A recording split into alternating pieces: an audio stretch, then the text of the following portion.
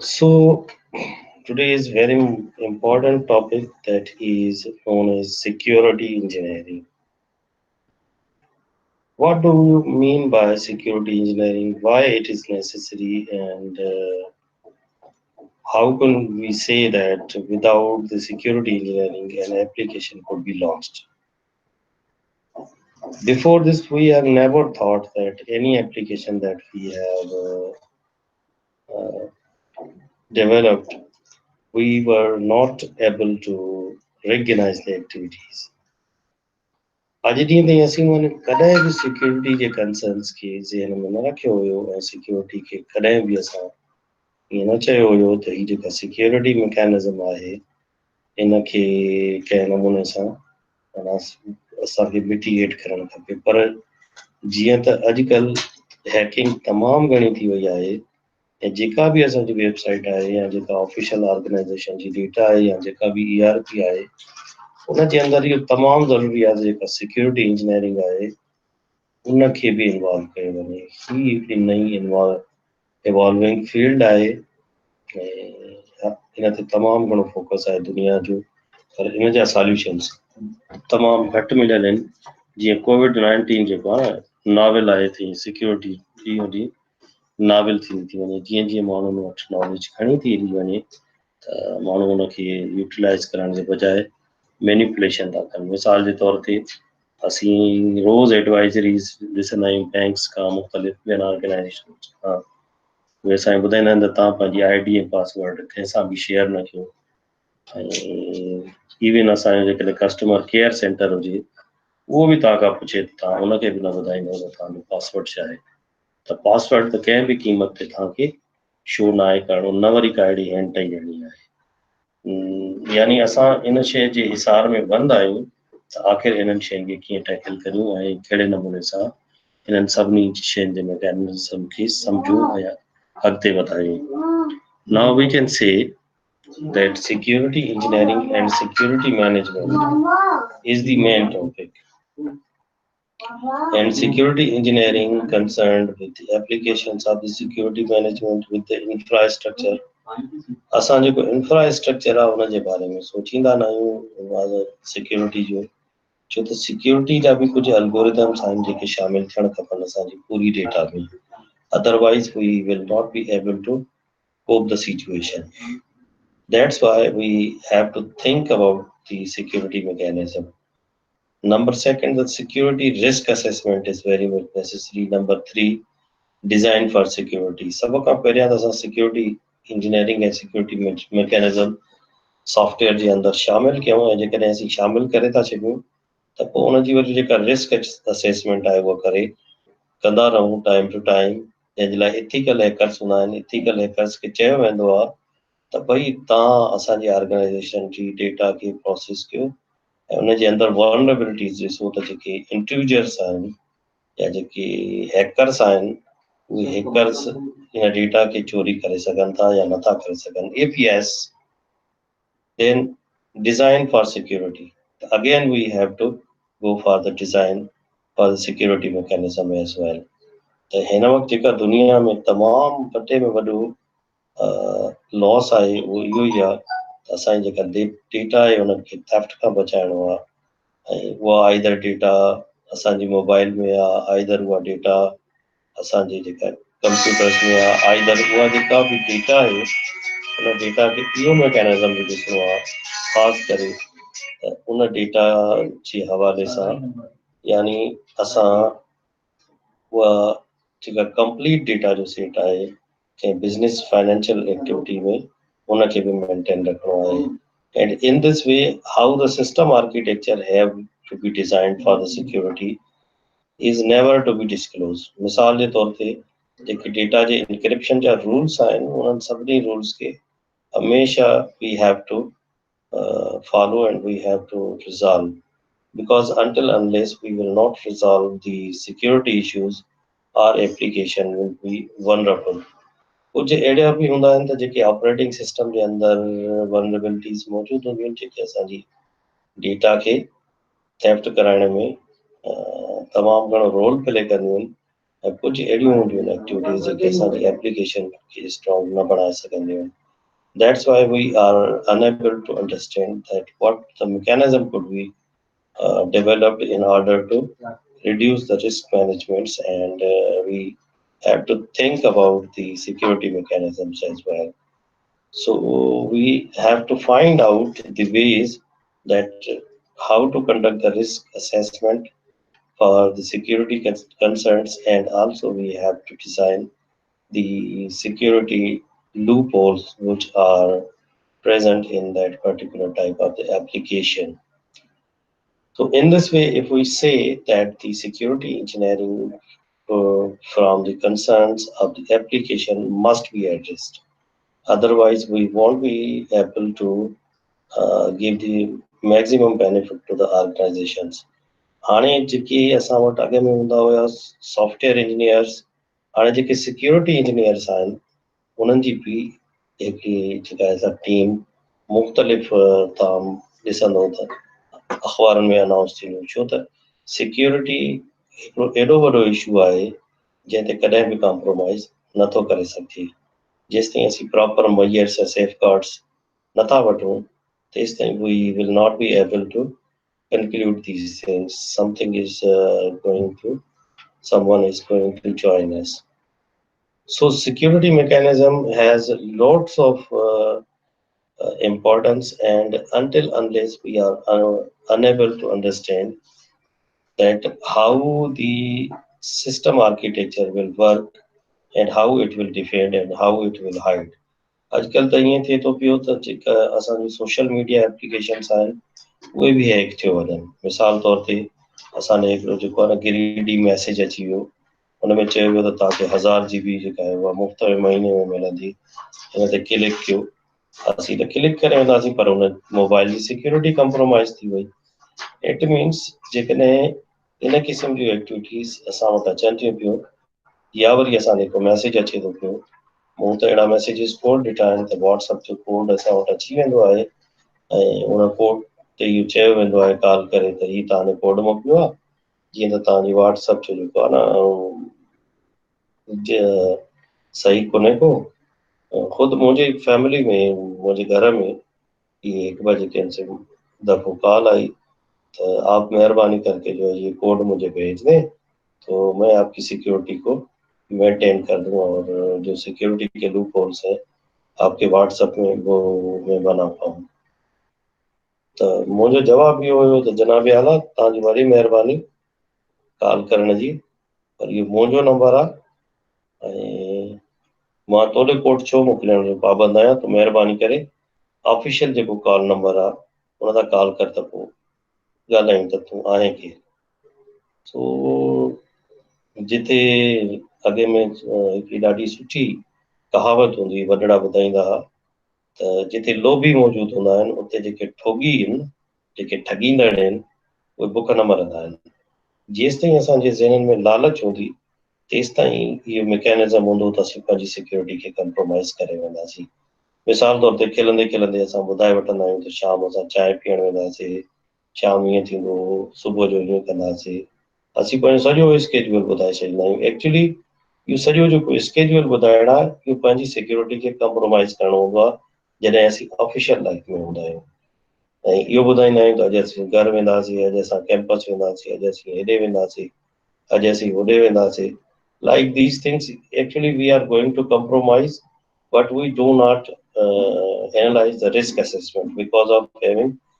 giving the least priority to the risks. अहिड़े नमूने सां इहे जेके रियल वर्ल्ड जा एग्ज़ाम्पल्स आहिनि, जॾहिं असीं वेबसाइट्स ते, जॾहिं असां साइबर मीडिया ते, जॾहिं असां मुख़्तलिफ़ क़िस्म जी एक्टिविटीज़ ते अप्लाई कयूं था पिया त पोइ असांखे ख़बर पए थी पई त जेका सिक्योरिटी आहे उहा त एक्चुअली असां पाण कंप्रोमाइज़ था कयूं ऐं असांजे नंढड़ियुनि ग़लतियुनि जे करे उहा कंप्रोमाइज़ थी वञे थी पई. ऐं जेको बि इथिकल हैकर हूंदो उहो त चलो असांखे ॿुधाए छॾींदो त भई हिन जे अंदरि ही वल्नरेबिलिटीज़ आहिनि, पर जेको एक्चुअल टारगेटेड इंट्रूजर हूंदो जंहिंखे असांखे नुक़सानु ॾियणो हूंदो उनखे त असां सभु रस्ता ॿुधाए छॾियासीं. असांजे घर जी डिज़ाइन ई आहे ऐं असांजे घर में एतिरा कमरा आहिनि फलाणे कमरे में फलाणो रहंदो आहे, फलाणे ख़ाली हूंदो आहे, फलाणो जेको आहे गेस्ट रूम आहे, हे हीअं आहे. त लाइक दीस वी आल्सो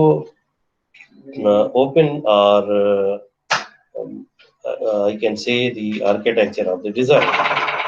त जेकॾहिं असां सॉफ्टवेयर जेको डेवलप थियल आहे उनजो जेकॾहिं कंहिं ते डिज़ाइन डिस्क्लोज करे था छॾियूं त आराम सां या कंहिं वटि असां कोडिंग जेका आहे असां उहा ॾेई था छॾियूं त it means we are compromising our security. पर जेके ऑफिशियल इथिकल हैकर्स हूंदा आहिनि उन्हनि खे असीं प्रोसेस कराईंदा आहियूं डेटा खे. ऐं अॼुकल्ह जेका इहा फील्ड आहे तमामु घणी वसी थी रही आहे साइंटिफिक ऑर्गेनाइज़ेशन्स में, मुख़्तलिफ़ ॿियनि जायुनि ते. तव्हां ॿुधंदा हूंदव त फलाणी अॼु जेका आहे वेबसाइट हैक थी वई. हाणे उहा जेका हैकिंग आहे उन जे पर्सपेक्टिव में कुझु मिटिगेटिव मेजर्स जेके आहिनि उहे वठणा पवंदा आहिनि. इवन मुंहिंजी पंहिंजी ईमेल एड्रेस हैक थी वई कंहिं दौर में. उहा जॾहिं हैक थी वई हुई त मूं वटि मैसेजिस अचणु शुरू थी विया त भई तुंहिंजो पासवर्ड हीअ आहे, ही फलाणी शइ आहे, ऐं तुंहिंजी जेका आहे असां डेटा खे हीअं ॾिठो आहे,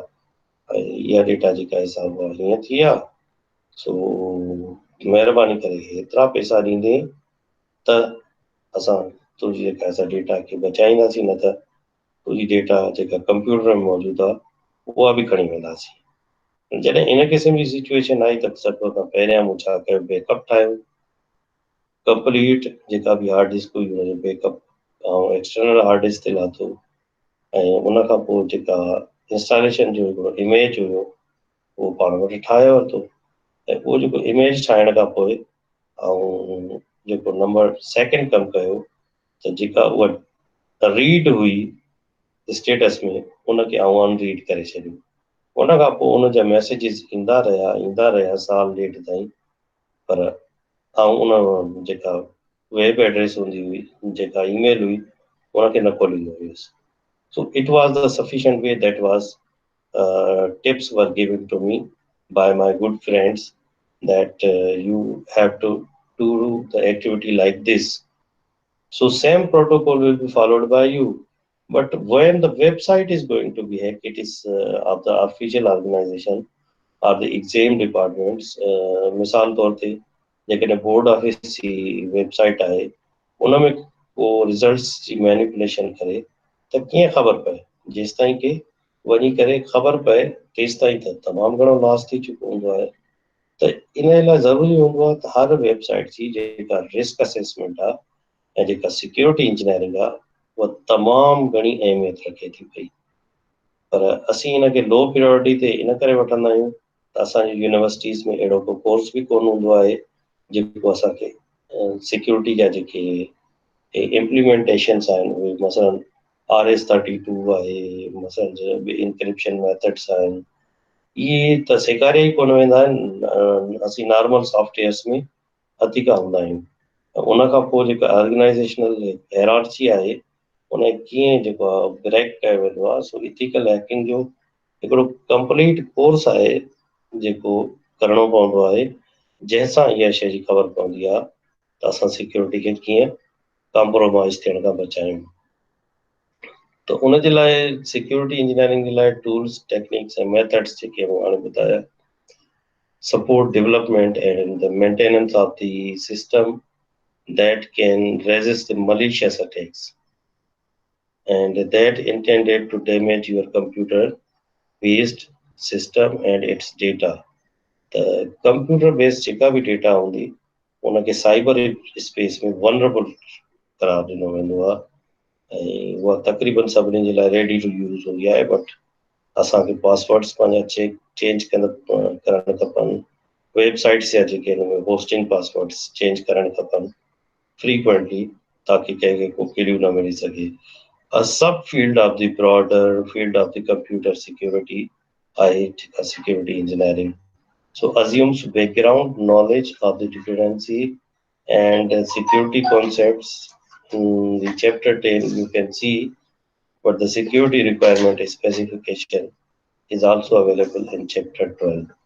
त जेकॾहिं असां हिनखे रेफर करणु चाहियूं, पर मां हिन में हिन शइ खे हिकिड़े ई लेक्चर में महदूद करे छॾियो आहे त जीअं तव्हांखे बक़ाया शयूं न पढ़णियूं पवनि. So application security is a software engineering problem where the system is designed to resist attacks. This is the main thing and main area where we have to think about the application security. Whatever the application is with us, पहिरियां त operating system secure हुजणु खपे उन खां पोइ application जी security जेका आहे उहा असांखे मेंटेन रखणी आहे आया वो ऑनलाइन आहे ऑफलाइन आहे कीअं बि आहे इवन जेके ऑफलाइन आहिनि उन्हनि जे अंदरि बि इहो ख़तरो मौजूदु हूंदो आहे त उन्हनि जी डेटा बि हैक थी सघे थी मिसाल तौर ते यूएसबी जे अंदरि के मलीशियस कोड्स आहिनि यूएसबी जीअं ई प्लग एंड प्ले था कयूं त उहे असांजा यूज़र नेम पासवर्ड्स वग़ैरह वग़ैरह मोकिले छॾींदी ऐं जेको डिज़ाइन आहे इंफ्रास्ट्रक्चर जी उहा मोकिले छॾींदी जॾहिं उहा नेक्स्ट टाइम असां यूएसबी इंटरनेट सां कनेक्ट कंदासीं उहो जेको हैकर हूंदो उन वटि उहा शइ हली वेंदी ऐं उहा जॾहिं उन वटि शइ मौजूदु थी वञे थी पई त देन व्हाट्स विल हैपन कि अगेन उहो हिकिड़ो मलीशियस कोड लिखे थो पियो जेको कॾहिं न कॾहिं असांजी वरी यूएसबी में अची करे उहा डेटा उन यूएसबी में ट्रांसफर करे छॾींदो ऐं उन खां पोइ यूएसबी जीअं ई असीं इंटरनेट सां कनेक्ट कंदासीं त असांजी डेटा जेका आहे उहा या त कंप्रोमाइज़ थी वेंदी या वरी हुन डेटा जे अंदरि उन जेको मलीशियस कोड लिखियो आहे उनजे अंदरि का न का मॉडिफिकेशन थी वेंदी जेका असांजे सिस्टम जे लाइ तमामु घणी नुक़सानदेह हूंदी so infrastructure security is a system managed problem where the infrastructure is configured to resist the attacks. त असांखे घटि में घटि ख़बर पइजी वञे जीअं चऊं था न कोरोना वायरस नओं वायरस आहे अहिड़े नमूने सां खोड़ सारा वायरसिस कंप्यूटर में ईंदा रहंदा आहिनि उन्हनि जो कम बि इहो ई हूंदो आहे त असांजी डेटा खे कहिड़े नमूने सां हार्म पहुचाइनि So focus of this chapter is application security rather than operating system security because जीअं त असां जो जेको कोर्स आहे उनजो कम बि इहो ई आहे त प्रोजेक्ट कहिड़े नमूने सां ठाहियो वञे एप्लीकेशन्स या वरी एप्लीकेशन्स कीअं डेवलप कयूं वञनि सो एप्लीकेशन हूंदी रीयूज़ेबल कंपोनेंट्स एंड लाइब्रेरीज़ हूंदियूं मिडलवेयर उन में को बि थी सघे थो पियो कहिड़ा थींदा असीं ॾिसी था वठूं डेटाबेस मैनेजमेंट हूंदो जेनेरिक शेयर्ड एप्लीकेशन्स ब्राउज़र आहे ईमेल आहे ऑपरेटिंग सिस्टम आहे त इहे जेके बि असां वटि आहिनि इन्हनि जे अंदरि हर पॉइंट ते लूप होल्स मौजूदु थी सघनि था इवन जेको मिडलवेयर कंपोनेंट आहे जेके असीं यूज़ कयूं था पिया मसलन स्विचिस हब्स राउटर्स त उहे बि असांजी डेटा खे वनरेबल बणाए सघनि था पिया ऐं डेटाबेस मैनेजमेंट सिस्टम जेको आहे जेसिताईं उहो प्रॉपरली सिक्योर नथो कयो वञे तेसिताईं हुनजा जेके लेयर्स आहिनि सिक्योरिटी जा किथे बि कंहिं बि लेयर ते सिक्योरिटी खे कंप्रोमाइज़ करे सघनि था पिया त हर के हैकर जी पंहिंजी कैपेबिलिटी आहे उहो मुख़्तलिफ़ वेज़ सां अटैक करण जी कोशिशि कंदो आहे ऐं उहे जेके मुख़्तलिफ़ अटैक्स हूंदा आहिनि उन में उहो कंहिं बि हिकिड़े लेयर ते अटैक करे सघे थो पियो डिपेंड के असांजो वनरेबल कहिड़ो आहे त जेकॾहिं एप्लीकेशन सिक्योर आहे त पोइ थी सघे थो जेके रीयूज़ेबल कंपोनेंट्स ऐं लाइब्रेरीज़ आहिनि उहे असांजी कुकीज़ में रहंदियूं हुजनि जितां उहे मिडलवेयर जे ज़रिए बि खणी सघे थो पियो या वरी जेको मिडलवेयर आहे मसलन हुन डेटाबेस सां कनेक्ट थियण जे लाइ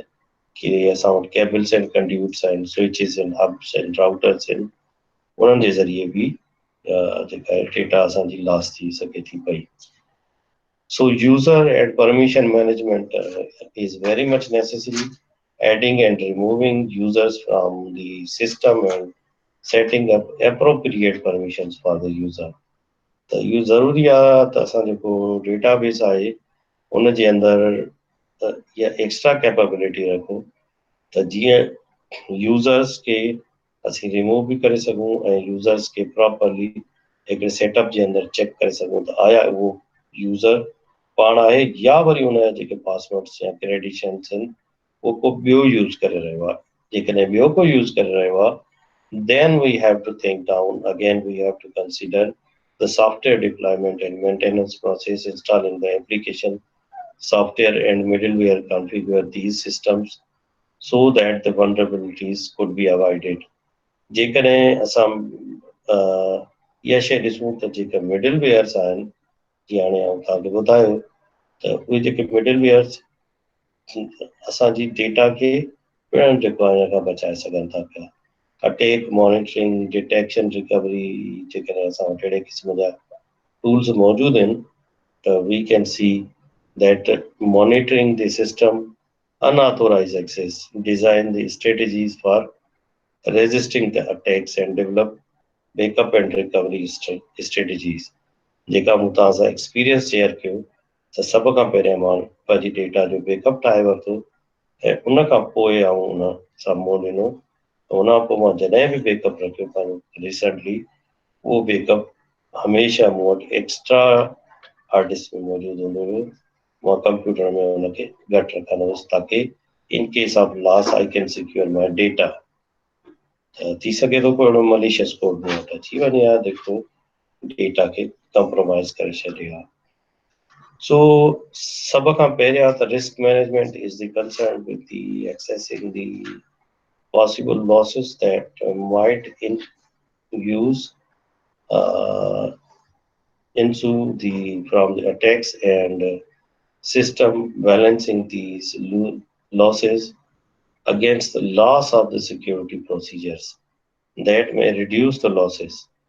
जेकॾहिं असां वटि इहा शइ तमामु घणी आहे त असीं इन कंसर्न्स खे जेकॾहिं रिस्क मैनेजमेंट खे प्रॉपरली असेस था कयूं definitely we will be able to reduce the incidence of intruders and their attacks as well. So risk management should be driven by the organizational security policy. For example, the risk management involves preliminary risk assessment, then life cycle risk assessment, then operational risk assessment. So these are the key concepts that we have to think about. And then we can say if we have an asset identification, त पोइ असांखे छा करिणो आहे asset ॾिसणा आहिनि त असांजा जेके एसेट्स आहिनि उहे सभ खां वधीक कहिड़ा आहिनि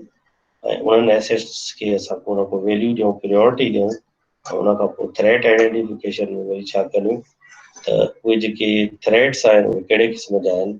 ऐं उन्हनि थ्रेट्स जे लाइ असीं का न का पॉलिसी मेंटेन कयूं जेका पॉलिसी इन्हनि खे तमामु घणो सिक्योर करण में असांखे मदद ॾिए बहरहाल जॾहिं बि इहो असां वटि कंट्रोल आइडेंटिफिकेशन थी वेंदी ऐं अटैक असेसमेंट थी वेंदी त पोइ असीं फीज़िबिलिटी असेसमेंट्स खे में वञी करे सिक्योरिटी रिक्वायर्ड डेफिनेशन जेका बि घुरिबल आहे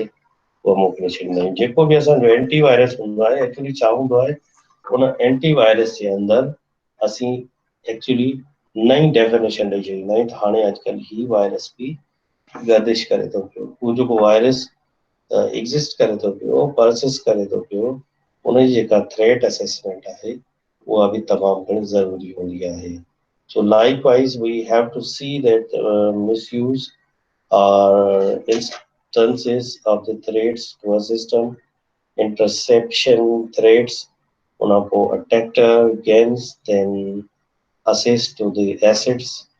ऐं इहो बि ॾिसणो हूंदो आहे जेकॾहिं उहे इंटरसेप्शन्स थी रहियूं त उनजे अंदरि जेके इंट्रप्शन थ्रेट्स आहिनि attack makes part of the system unavailable त कॾहिं कॾहिं जेको इंट्रप्शन हूंदी आहे उनजे अंदरि जेको अटैकर आहे उहो या त स्क्रीन गाइब करे छॾींदो ऐं पंहिंजी एक्टिविटी करे गाइब थी वेंदो so modification threats a system assets if tampered with जेकॾहिं डेटा में का टेम्परिंग थी आहे का अल्ट्रेशन थी आहे या का फैब्रिकेशन थी आहे त उहा जेसिताईं आइडेंटिफाई नथी थिए पई तेसिताईं असीं उन लॉस खे मिटिगेट नथा करे सघूं पिया मिसाल तौर ते जेकॾहिं का बिज़नेस एप्लीकेशन आहे ऐं उन बिज़नेस एप्लीकेशन में फॉर्मूलो आहे त उनजे अंदरि 12% जेका असां इंक्रीमेंट हूंदी पर जेकॾहिं पोइ उनजे अंदरि 13% इंक्रीमेंट लॻाए वञे त पोइ छा करे डेफिनेटली उन ऑर्गेनाइजेशन खे त तमामु घणो लॉस थी वेंदो उन जे लाइ ज़रूरी आहे त असीं जेका इंटरसेप्शन थ्रेट्स आहे अटैकर जे जेके गेन्स आहिनि एक्सेस टू एसेट्स आहे उनखे असीं वधि में वधि सो जेके सर्वर साइट्स आहिनि उनखे सिक्योर बणायूं so the information about the assets value त उनजी प्रियोरिटी ॾिसणी आहे त high required to support all the clinical consultation potentially safe are the critical त पोइ उन में ॾिसणो आहे हाई फंक्शनल लॉसिस क्लिनिक्स में be cancelled and the cost of the restoring system possible the patient harm, patient treatment. जेकॾहिं patient जी को dose लॻणो आहे हुनखे रिफाइनमेंट कई थी वञे उनखे जेतिरी इंसुलिन लॻणी आहे उहा इंसुलिन जेकॾहिं तमामु घणी लॻी थी वञे त पोइ छा थींदो या वरी तमामु थोरी थी लॻी वञे त छा थींदो उन पेशेंट जी हेल्थ ते असीं कॉम्प्रोमाइज़ करे वेंदासीं the patients database high required to support all the clinical consultations potentially safe and critical. So high financial loss clinics may have to be cancelled. Unakapo, the cost of the restoring system become possible and the patient itself treatment cannot be prescribed. तो कॾहिं कॾहिं इहो हूंदो आहे patient पंहिंजो treatment पाण prescribe करण जी कोशिशि कंदो आहे मां हीउ शइ खाईंदो आहियां ठीकु थी वेंदो आहियां त पोइ जेके डेटाबेस जे अंदरि आहिनि त मुख़्तलिफ़ क़िस्म जी सिक्योरिटीज़ त जेके उहे इन्वॉल्वमेंट्स आहिनि उन्हनि खे घटि में घटि रखियो वेंदो आहे ऐं जंहिंजो जेको पोर्शन हूंदो उन पोर्शन जे तहत कमु कंदो So individual patient reports normally low may be high specific, high profile patients. So low direct but possible loss of the reputation भी थी सके तो पियो तो ऑर्गेनाइजेशन में थी सके थी पई त उन खां पोइ त unauthorized user gains access as a system manager and makes system unavailable त पोइ इन जी जेका प्रायोरिटी आहे उहा असां लो ते सेट कंदासीं जेकॾहिं लो ते सेट था कयूं त पोइ छा थींदो जेको कंट्रोल हूंदो only the system management of the specific locations that physically can be secured त पोइ असां जेको फिजिकल लोकेशन आहे कंप्यूटर जी जेको वर्क स्टेशन तौर ते कमु करे रही आहे उनखे बि सिक्योर कंदासीं उन जी कास्ट ॾिसंदासीं इम्प्लीमेंटेशन जी ऐं उनखे असीं सिक्योरिटी मैकेनिज़म में आणींदासीं एतिरी हद ताईं जो हुनजो जेकॾहिं कीबोर्ड माउस बि चेंज न थिए ऐं इहे शयूं बि ॾिठियूं वेंदियूं आहिनि then the unauthorized user gains the access as a system user and access confidential information. This is very much high priority. If it happens, then require all use authentication themselves and using the biometric mechanism. Log all challenges to patient information to track the system uses. Therefore, we can say the feasibility says that technically feasible, but high cost solutions are available and possible user resistance could also be seen. So simple, transparent, and implement also support recovery plans in the viewer applications as well. So the patient information must be downloaded at the start of the clinic sessions, and then we have to see to secure the area of the system client is used by the clinical staff. Then we have to also see the patient information must not be maintained on the system clients after clinical sessions has finished. जॾहिं clinical sessions finish थी वञनि त पोइ जेका data आहे उहा unavailable थी वञे फ्रॉम द वेब छो त पोइ हुनजो जेको फर्दर यूज़ आहे उन वेब ते उनजी एक्सेसिबिलिटी ख़ुदि हिकिड़ी वनरेबिलिटी आहे मसइलो जेकॾहिं का ट्रांज़ेक्शन आहे बैंक जी जेकॾहिं उहा थी वञे उन खां पोइ उन ट्रांज़ेक्शन जी जेकॾहिं हिस्ट्री पई हूंदी उहा वनरेबल करे छॾींदी दैट्स वाइ असीं अहिड़े क़िस्म जो एल्गोरिथम डिज़ाइन करे छॾियूं जीअं ई उहा एक्टिविटी थी वञे त पोइ वरी कुकीज़ मां बि उहा डेटा ख़तमु करे छॾे ऐं उहो जावा स्क्रिप्ट हुजे तीअं पढ़ण में बि न अचे ऐं जेकॾहिं केरु पढ़ण जी कोशिशि करे तॾहिं बि उन जेका प्रॉपर इंफॉर्मेशन आहे उहा न अची सघे log on the database computer from the database server must be maintained. All challenges made to system database in order to reduce the vulnerabilities. So therefore, there is a risk life cycle, a risk assessment while the system is being developed and after it has been deployed, deployed थी वेंदो त कोई भी risk जी assessment करणी आहे जंहिं time में उहो डेवलप थिए थो पियो तॾहिं बि उनजी रिस्क असेसमेंट करणी आहे to make them more secure to the give more benefit to the organizations and more information is available some platform middleware and the system architecture and the data the organization must be secured and make available, and vulnerabilities that arise from the design of the choices therefore be identified. The जेके भी design आहिनि security choices जूं उन्हनि खे असीं identify कयूं त उन में वल्नरेबिलिटीज़ कहिड़ियूं आहिनि। ईअं त न आहे त उहो जेॾीमहिल कोई एक्सेस थो करे उन जो कोड जेको आहे उहो ब्राउज़र जे अंदरि अवेलेबल आहे जितां उहो उनखे क्रिएट करण खां पोइ असांजे सिस्टम्स खे थेफ्ट करे सघे। So these are the some pros and cons that are associated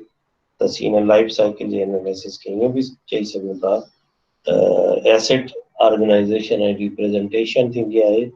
जंहिंजे अंदरि एसेट वैल्यू जी असेसमेंट ऐं उन खां पोइ रिस्क असेसमेंट ई साॻी शइ आहे जेका अॻोड़े में तव्हांखे ॾेखारी इहा एक्चुअली लाइफ साइकिल में शामिल हूंदी आहे। सो design decisions from use of the cost उन में छा हूंदो आहे the system authentication using name and password combinations and architectural of the client server ऐं उन खां पोइ जेको मेन आहे उहो इहो आहे त इंफॉर्मेशन प्रेज़ेंटेड इन एडिटेबल वेब फॉर्म त जेका वेब आहे उनजे अंदरि जेकॾहिं का एडिटेबल फॉर्म आहे त उहा बि जेका मुख़्तलिफ़ क़िस्म जा डिसीशन्स आहिनि उन्हनि ते असरअंदाज़ थींदी आहे and the information may go underway to the intruders very easily. त पोइ असांखे vulnerability associated technology choices कहिड़ियूं वञी रहंदियूं login password authentication हूंदी त users get accessible ऐं authorized access renewal थींदो रहे time to time passwords change थींदा रहनि जेके ऐं उन खां पोइ क्लाइंट सर्वर जी आर्किटेक्चर सर्वर साइड थी जेको बि सब्जेक्ट हूंदो डिनायल ऑफ द सर्विस जेकॾहिं अटैक हुजे त उहा कीअं थींदी हुनजो मैकेनिज़म डेवलप कयो वेंदो ऐं कॉन्फिडेंशियल इंफॉर्मेशन में बि left to the browser cache त जेको ब्राउज़र कैशे आहे हुनजे अंदरि उहा शइ मौजूदु हुजे त इन में कहिड़े जेको आहे अनऑथोराइज़्ड यूज़र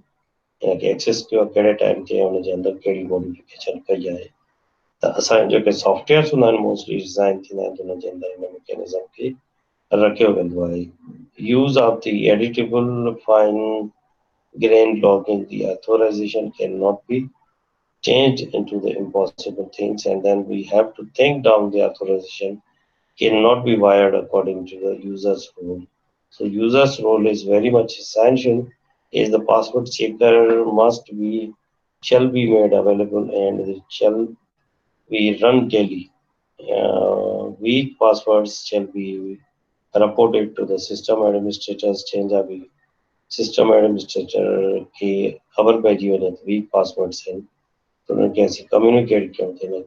जेके पंहिंजा passwords आहिनि ऑर्गेनाइज़ेशन जे अंदरि उन्हनि खे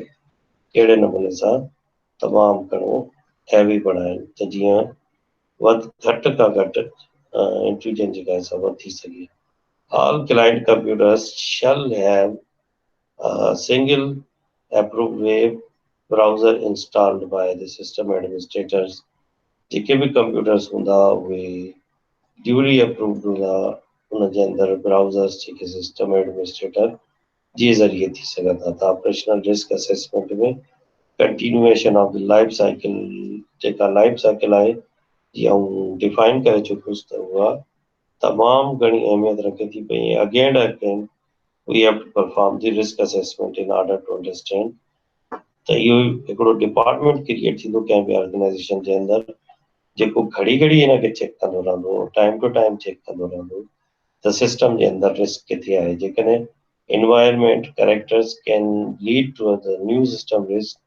the poor risk of the interruption means logged into the computers are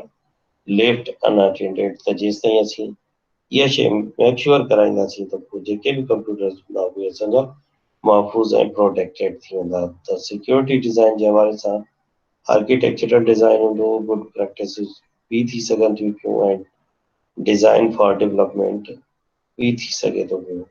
त how to architecture design decisions affect the security of the system ऐं उन खां पोइ असीं इहा बि ॾिसणी आहे त what is the accepted good practices when designing the security systems. So what support should be designed into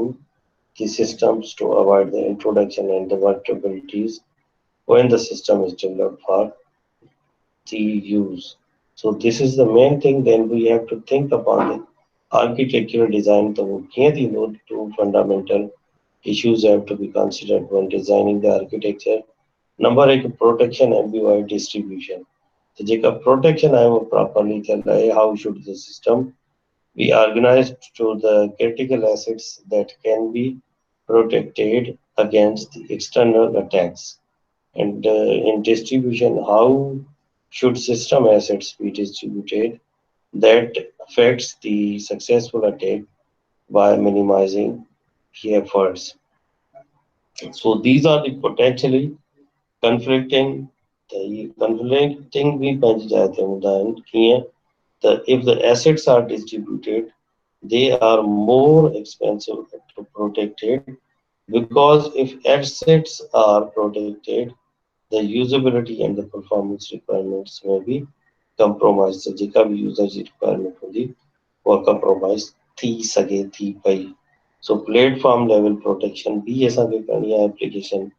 level भी protection करनी है record level protection करनी है and these leads to layer protection architecture in a smooth manner. So layer by layer we have to see the platform protection, then from we can see the level protection, then the record protection, and then we have to go distributing the assets by meaning the attacks on one system do not necessarily lead to complete the losses of the service. So each platform must be protected and the features may be different from other platforms so that they do not share the common vulnerability. त ईअं न थिए त असीं कंहिं हिकिड़े system खे use कंदे हिते वरी पंहिंजी डेटा खे बि प्रोसेस करायूं जंहिंजे ज़रिए असीं वनरेबल थी वञूं that's why we have to be careful in that scenario and we have to give some sort of the workflow that would help us to secure the data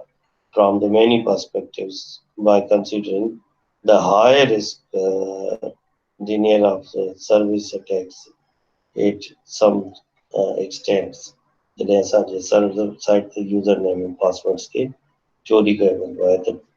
distributed assets in the security and trading systems US user accounts, US trading, international PIGs, and these are some sort of the architectural. ये जेको middleware आहे इन खे ऐं plus में ये जेका data आहे इन खे मोस्टली सिक्योर कराइण जे लाइ असांखे वधि में वधि ट्राई करणी पवंदी ऐं उनजे अंदरि इंक्रिप्शन ऐं डिक्रिप्शन जा मेथड्स लॻाइणा पवंदा सो की points were that security engineering is concerned with how to develop the system that can resist the malicious attack and also security threats can be confidentially and integratively we can see the availability of the system and its data. So the security risk management is concerned with the accessing possible losses of when the attacks of delivering the security requirements to minimize the losses. Designing the security involves architectural design follow good design practices and missing the introduction of the vulnerabilities in a more specific manner. So this was all about the securities mechanism and now there is a use case if you want to know how we have done. So these are the security guidelines. The security decision have explicit and avoid the signal point visibility as well and user locations are maintained and lots of these things that what are the privileges of the security. So we will learn into the next class in a very efficient way by using the SOS and all about the securities introduction that was conducted here. Hopefully, you will consider your application from the security applications because this is very much vital activity